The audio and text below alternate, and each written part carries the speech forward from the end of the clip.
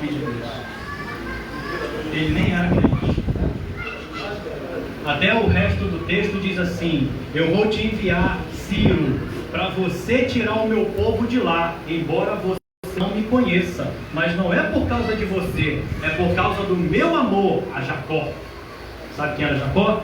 O pai dos 12, que se formou a tribo, e uma delas era Judá, que se formou um povo judeu.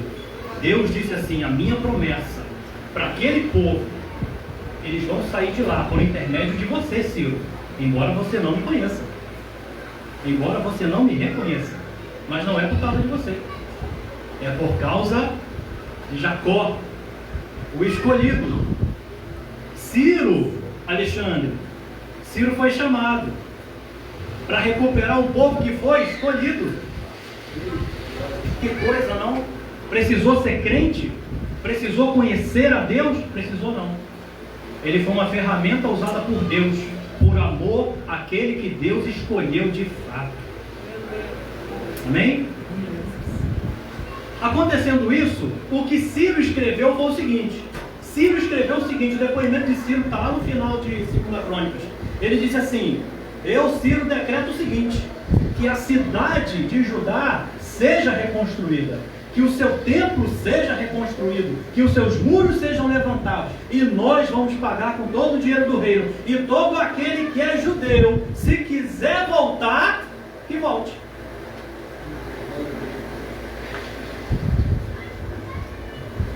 Aí vamos trazer para hoje, eu gosto muito de fazer isso, né? Vamos trazer para hoje. O tempo está lá, o tempo está aqui.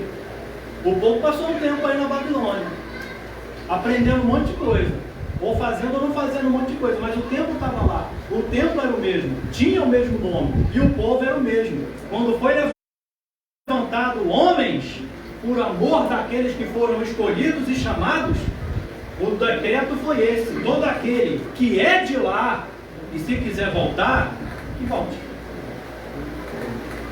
Ele deixou bem claro: é todo aquele que quiser voltar, que volte. O decreto não era que todos eram obrigados a voltar, mas você que faz parte daquele lugar, se você quiser voltar, você volta. Amém? Aí teve um homem chamado Neemias. Antes de Neemias veio um homem chamado Esdras. Esse Esdras foi lá e debaixo de muita luta, ele reconstruiu o templo. Mas debaixo de muita luta, por quê? Tinha um que dizia, manda parar, e o outro dizia, manda continuar. Tinha um que dizia, manda fechar, e o outro dizia, manda abrir. E o decreto dizia, manda abrir, e o outro decreto dizia, manda parar. É Bíblia, gente, eu não estou falando do prefeito, não. Não estou falando do prefeito, nem do governador, nem do presidente. Quando um entrou, disse assim, manda parar a obra. E os outros disseram assim, mas o que diz lá o decreto do Ciro? E eles iam lá no decreto do Ciro e diziam assim, o Ciro mandou fazer. E eles disseram assim, então faz. Aí o pessoal estava fazendo e vinha um pessoal que não gostava que tivesse feito, não queria que fosse feito, não queria que fosse reconstruído, dizia assim, vocês estão fazendo isso aí para atrapalhar o negócio que já acontece aqui. Vocês estão fazendo isso aí para atrapalhar o processo que já acontece nesse lugar. E eles disseram, não, a gente vai reconstruir, porque é uma ordenança de Deus. E nós estamos debaixo da mão de Deus para que isso seja reconstruído. Nós estamos debaixo de uma ordem divina para que isso seja reconstruído. Nós estamos debaixo de uma ordem divina para que o templo seja reconstruído. E todo aquele que for daquele lugar e que quiser voltar, que volte. Amém? E aí veio Neemias. Neemias foi o homem que reconstruiu o muro. Vocês lembram que quando Nabucodonosor foi lá, ele destruiu o templo, a cidade e depois os muros. E aí o Esdras voltou lá e reconstruiu o templo. E aí veio Neemias. Neemias falou para o rei dele, o Artaxerxes. O nome dele era Artaxerxes. E disse assim, rei, porque o rei percebeu, ele era copeiro do rei. E o rei percebeu que ele estava triste. E ele falou, rei, é que o lugar onde a minha família viveu e foi enterrada está em ruínas. E eu queria pedir ao Senhor que me deixasse voltar lá para reconstruir. Foi um homem que pediu para voltar lá para reconstruir, para levantar os muros, para que a cidade voltasse a ser o que era. E ele falou, não, eu vou lá. E o rei liberou, E ele foi, e debaixo de muita luta e peleja, reconstruindo o muro, com uma mão na colher de pedreiro e outra com escudo. Era construindo o muro e de olho nos flecheiros. Era levantando o muro e de olho naqueles que não queriam que o muro fosse levantado. Era botando a obra para frente e de olho naqueles que não queriam que a obra fosse para frente. Até que em 52 dias o muro foi levantado. O muro foi reconstruído. E um monte de gente foi trazido da Babilônia, do cativeiro, para a sua cidade, Judá. Eles trouxeram de lá, um monte de gente trouxe gente. Um monte de gente voltou para o seu lugar. Todos aqueles que queriam voltar. Todos aqueles que eram daquele lugar. E aí, quando esse pessoal estava lá, nesse lugar que era deles, nesse lugar que é meu, o lugar para onde eu voltei que era meu, que eu saí por força de uma determinação que foi na verdade um juízo pelas coisas erradas que estavam sendo feitas.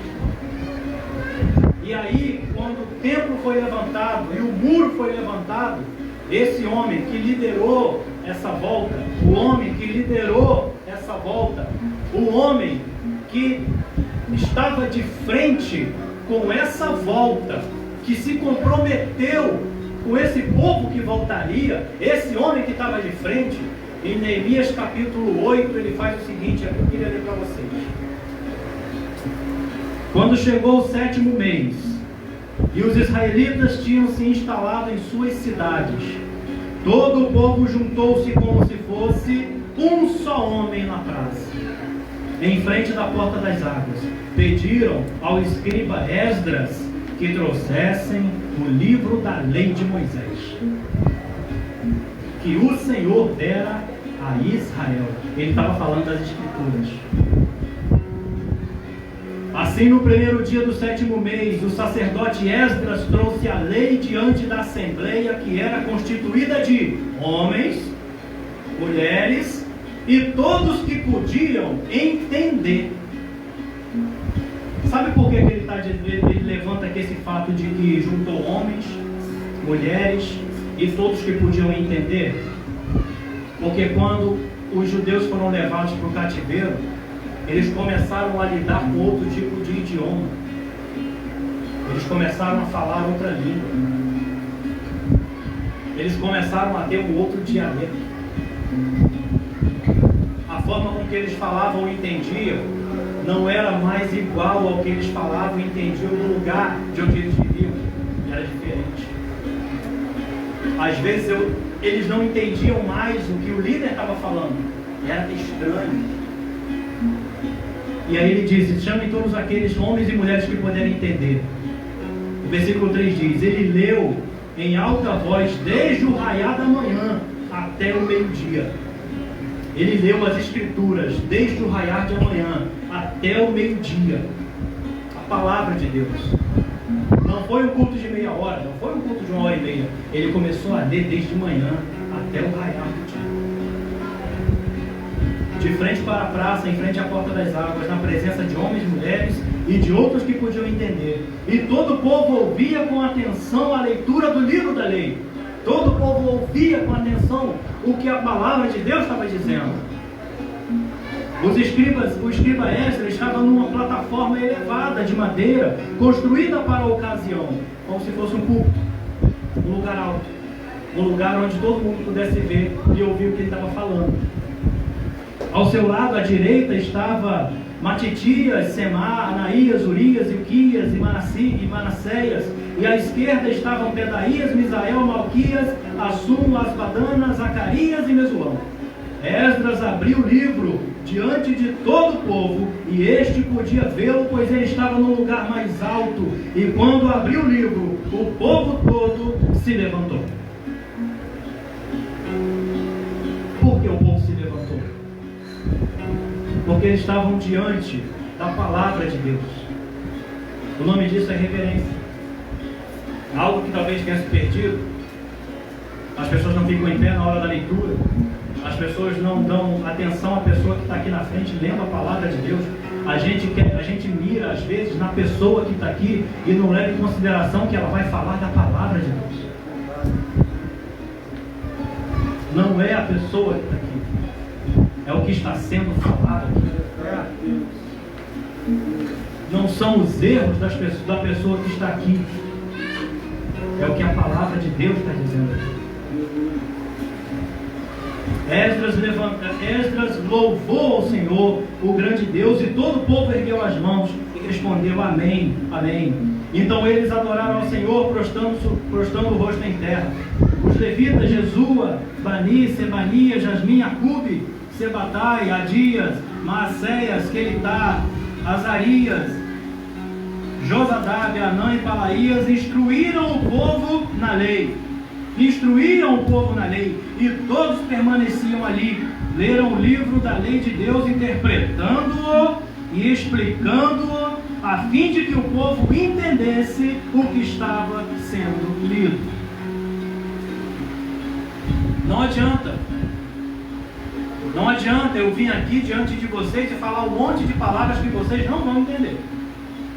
Não adianta eu trazer aqui para vocês dias, horas e meses de estudo para trazer de vocês uma coisa que vocês não vão entender. Não adianta eu trazer aqui para vocês palavras em grego e hebraico de coisas que vocês não vão entender. Diante de todo aquele povo, homens, mulheres, crianças, foi falada a palavra de Deus com clareza, para que o povo pudesse entender, para que o povo pudesse compreender por que eles foram para a Babilônia, por que tem gente que foi escolhida e tem gente que foi chamado, o que a palavra de Deus quis dizer e por que a gente passou por esse processo, o que foi que a gente não entendeu, o que foi que a gente fez de errado, ou a gente deixou de fazer, ou a gente fez de um jeito equivocado, o que foi? Nessa hora, Esdras está lendo a palavra de Deus, e ele está interpretando, e ele está explicando.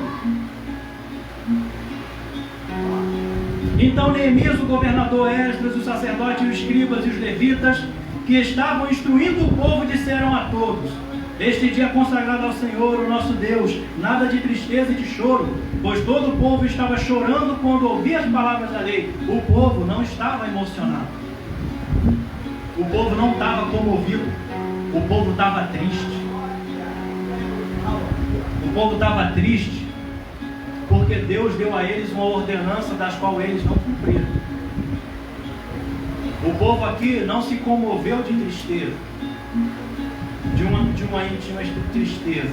Não foi só um remorso, aquilo foi arrependimento de não ter cumprido a palavra de Deus, de não ter exortado alguém, e talvez essa exortação trouxesse a pessoa de volta.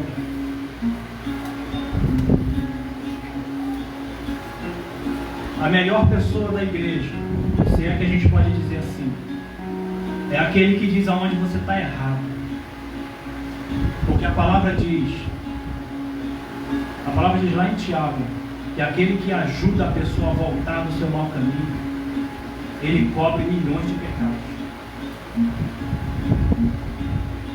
Então as pessoas estavam tristes e choravam por causa disso. E Neemias acrescentou: podem sair e comam e bebam do melhor que tiverem, e repartam com o que nada têm preparado.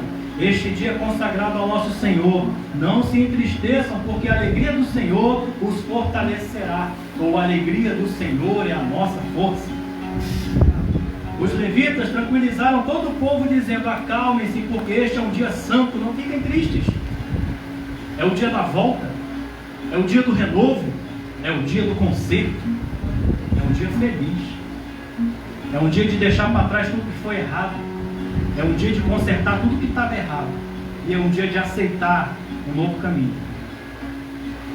Então todo o povo saiu para comer, beber, repartir com os que nada não tinham preparado, e para celebrar com grande alegria, pois agora compreendiam as palavras que lhe foram explicadas. É o povo sair daqui entendendo o motivo pelo qual você foi chamado e o motivo pelo qual você deve ser cheio do Espírito Santo. A importância de você estar em união, congregando, a importância de aceitar a Cristo, a importância que Cristo tem na sua vida. Qual é realmente, o que realmente significa a frase que diz: confia nele, entrega os seus caminhos a ele. Confia nele. Confia nele. Que diferença isso faz? Isso só vai fazer diferença para você e vai deixar de ser um jargão quando você voltar para casa e entender o que isso quer dizer de verdade. Quando você vai na igreja e as pessoas dizem que Jesus te ama, que você é amado e querido, mas você não vê isso na sua casa, você não vê isso na sua família ou no mundo, e as pessoas dizem isso para você na igreja o tempo todo. E aqui você consegue entender. E isso só faz diferença para você quando você entende.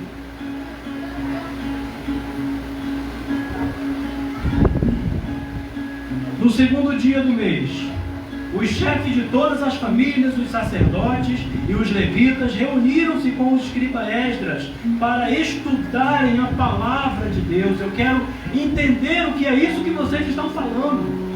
Eu quero perguntar um monte de coisa, porque eu quero sair daqui sabendo do que vocês estão falando. Eu quero entender que Deus é esse que diz que eu sou tão importante. Eu quero entender isso. Eu preciso entender isso.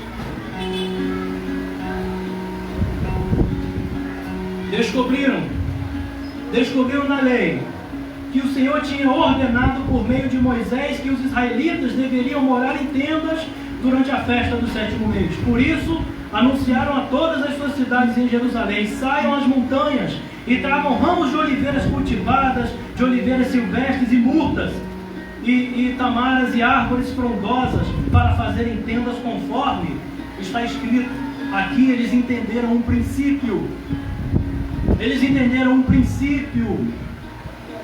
Uma coisa que acontece no comecinho. Lá em Atos 2, quando Pedro faz aquele discurso, e as pessoas comovidas perguntam para ele: irmão, o que a gente faz? E ele diz: arrependam-se e sejam batizados em nome de Cristo e recebam o dom do Espírito Santo. O que a gente faz agora? Segue esses preceitos aqui. Às vezes, para andar para frente, você precisa voltar um pouco para saber o que está dizendo lá atrás, para ouvir o que no começo aqueles homens diziam sobre o que é a igreja.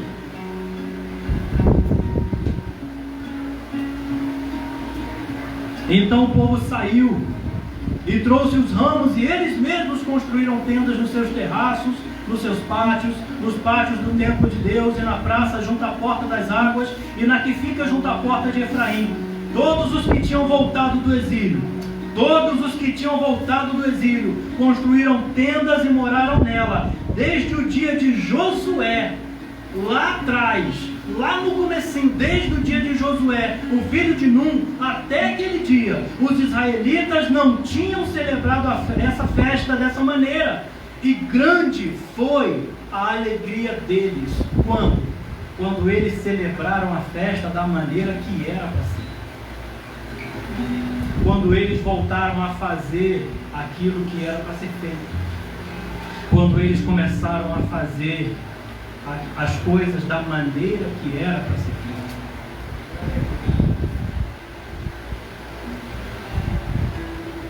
Dia após dia, desde o primeiro dia até o último dia da festa, Esdras leu o livro da lei de Deus. Eles celebraram a festa durante 7 dias, e no 8º dia, conforme o ritual, houve uma reunião solene. Irmãos, o que esse texto está trazendo é que Neemias estava diante de um novo templo. Foi reconstruído o templo era novo. Foi reconstruída a cidade era nova. Foi reconstruído o muro era novo. Mas as pessoas que regressaram eram as mesmas. Elas faziam parte de lá. E Neemias fez questão. O homem que estava à frente fez questão. O homem que foi responsável por trazer aquelas pessoas fez questão de dali para frente seguir de acordo com o que a palavra diz que era para ser feito. E a palavra diz que quando eles fizeram isso, eles tiveram uma grande alegria. Uma grande alegria. Amém? Que essa palavra possa animar o seu coração para esses novos dias, para esses novos tempos, e que a gente esteja disposto a não olhar para o novo como necessariamente algo que deva ser feito, mas que a gente continue fazendo e nunca deixar de fazer aquilo que Deus determinou que seja feito, do jeito que Ele determinou que seja feito. Assim como nós vamos fazer aqui agora, tomando a Santa Ceia. Porque Paulo diz, do jeito que eu recebi do Senhor, eu passo para vocês. Ele é o exemplo exatamente disso aqui que Neemias está falando. Do jeito que eu aprendi do Senhor, eu vou passar para vocês. Amém? Que Deus abençoe os irmãos.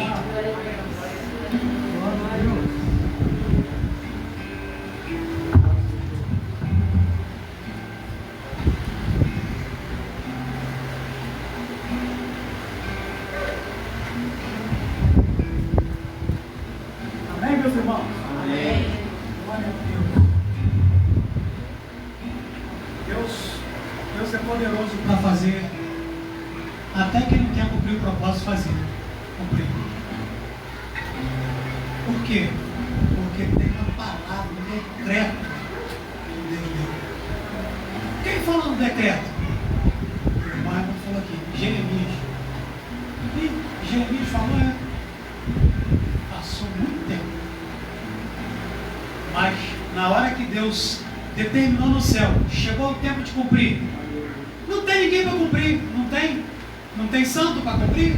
Então eu vou usar o ímpio para abençoar aquele que eu escolhi como justo. Aí o povo vem. Amém? Coisa que você aprendeu aí. E outra coisa que Deus falou muito forte aqui no meu coração é que a respeito de retorno, você entendeu?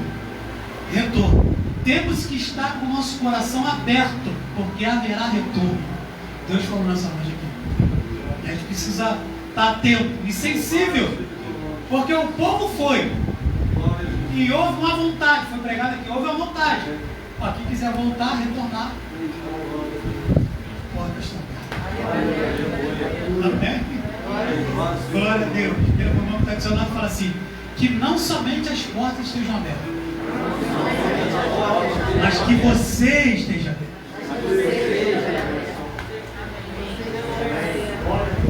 Amém? Tem um decreto, meu irmão. Vai ter que cumprir até o final, amém? Vamos ficar de pé para nós celebrarmos a nossa ceia.